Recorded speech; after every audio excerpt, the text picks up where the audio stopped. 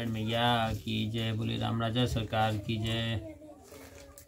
तें अवसर सुध पाए सखी मुख लक्ष्मी निधि की नारी, ओ नाम सिद्ध पर सिद्ध जास गुण रूप शील उजियारी। उस समय गुण रूप और शील में प्रसिद्ध लक्ष्मी निधि की स्त्री सिद्धि ने एक सखी के मुख से समाचार पाया। भाग्य सुहागे भरी सोठ सुंदर नव यौवन मत बारी, और रसकन रीत प्रीत पर बीनी रतह ले जावन हारी। वह भाग्य और सुहाग से भरी श्रेष्ठ सुंदरी नव यौवन से मतवाली, रासकों की रीति और प्रीति में चतुररति को भी लजाने वाली है। अति गुण बान निधान रूप की, सब विधि सुभग सयानी, और लक्ष्मी निधि की प्राण प्यारी, निमिकुल की महारानी। अत्यंत गुणवान रूप निधि, सब प्रकार से सुंदर और चतुर लक्ष्मी निधि की प्रियतमा और निमिवंश की महारानी। अलवेली सरहज रघुवर की बड़ी स्नेह सिंगारी, ओ प्रीतम प्रीत निवाहन हारी, राम रूप रिझवारी। श्री राम जी की अलवेली सरहज बड़े प्रेम से श्रृंगार की अपने प्रीतम से प्रीति को निभाने वाली और श्री राम जी के रूप पर मुग्ध है। चंचल चसन चाहु दिस चितवत देखन को अतुराई, ओ भरी उमंग संग सखियन ले तुरत राम ढिंग आई। चंचल नेत्रों से चारों ओर देखती हुई दर्शन के लिए चतुर और उमंग से भरी सखियों को लेकर तुरंत श्री राम जी के निकट आई। बदन चंद्र अरविंद लिए कर बेहसत मंद सर सोहे, और राजकुंवर कर पकड़ लाडली बोली तक पर छोहे।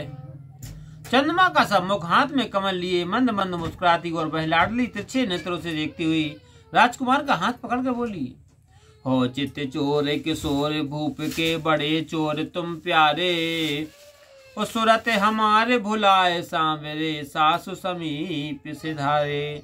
हे प्यारे, तुम चित्त को चुराने में बड़े चतुर हो। हे सांवरे, हमारी याद भुलाकर सासू के पास गए। उल्टी बात कहे निज प्यारी, आपन दोष दुराई, और तुम ही रहियो छिपाए छबीली, सुनत हमारे अबाई। तब रघुनाथ जी बोले कि हे प्यारी, अपना दोष छिपाकर उल्टी बात कहती हूँ। हे छबीली, हमारा आना सुनकर तुम ही छिप रही थी।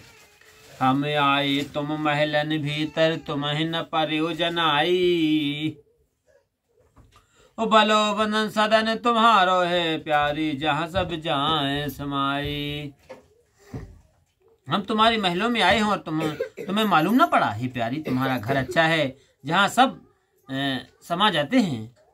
सुनत राम के बचन लाडली बोली मृद मुस्काई, और तुमरे घर की रीत लालजू यहाँ न चली चलाई। श्री राम जी के वचन सुनकर मधुर मुस्कुरा कर लाडली बोली कि हे लाल जी, तुम्हारे घर की रीति यहाँ चलाए नहीं चलेगी। सासु सुने ना के समीप मैं देत जवाब बने ना, वो पाण पकड़ रघुनंदन जी को गई लिवाए न जेना।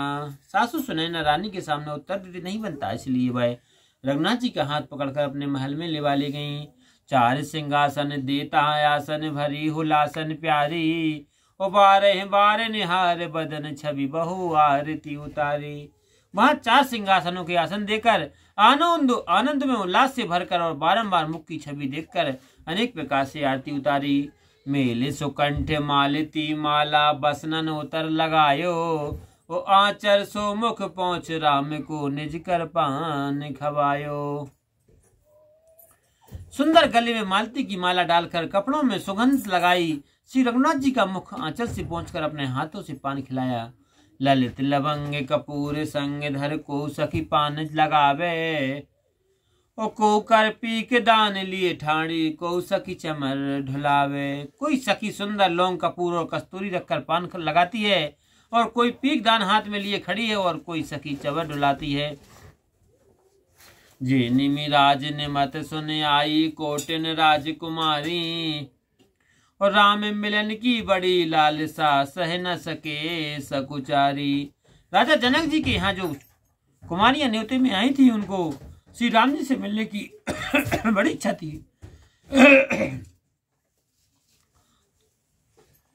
पर संकोच के कारण कह नहीं सकती थी। तेने यह सुनियो कि सिद्ध सदन में आए चारों भाई। वो तुरते पहुंची सब है प्यारी जान सबे सुखदाई। उन्होंने जब यह सुना कि सिद्धि के महल में चारों भाई आए हैं तो सबके लिए सुखदायक जानकर तुरंत ही वह सब वहां पहुंच गईं। देखे राजकुंवर सब आई राम दरस की प्यासी। और अति सम्मान कियो सभी को सिद्ध सदन सुख राशि। सिद्धि ने राम दर्शन की प्यासी सब राजकुमारियों को आई देखा तो सभी का अत्यंत आदर किया। उस समय सिद्धि का महल सुख का भंडार हो गया। मड़न मोर पर मोत निकलगी अलबेली अति सोहे। और राम त्रियन की कौन चलावे मुनियन के मन मोहे। श्री राम जी के मणियों के मोर में पर मोतियों की अनोखी कलगी ऐसी अत्यंत सुशोभित है कि राजकुमारियों की तो बात ही क्या है, मुनियों के भी मन मोहित हो जाते हैं। गवन सुकाज कठिन जग माही जो नहीं हो तातो पाही। मन लोभा शोभा न रख भई विवश सुकुमार। और चकित छकित सब रह गई तन मन दशा विसार। लखन सिया रामचंद्र संकरियो। सभी कुमारियों के मन में की शोभा देखकर लुब्ध हो गई, वे विवश हो गई और तन मन की सुध भूल कर चकित होकर छकी रह गई।